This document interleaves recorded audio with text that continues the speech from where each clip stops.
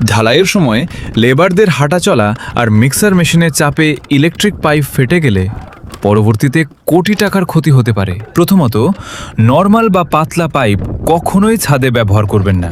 সবসময় heavy duty galvanised বা ভালো মানের পিভিসি পাইপ ব্যবহার করুন।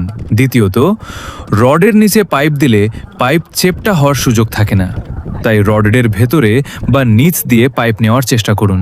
প্রতি 3 থেকে 4 ফুট পর জিআই তার দিয়ে পাইপ রডের সাথে শক্ত করে বেঁধে দিন, যাতে পাইপ সরে না যায়।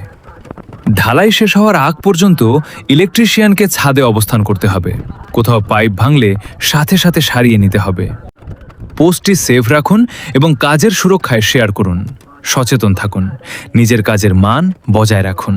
ছোট ছোট সতর্কতা কাজের ফিনিশিং বহুগুণ বাড়িয়ে দেয়। ভিডিওটি সেভ করে রাখুন এবং নিয়মিত ইলেকট্রিক্যাল টিপস পেতে ফলো দিয়ে সাথে থাকুন। ধন্যবাদ।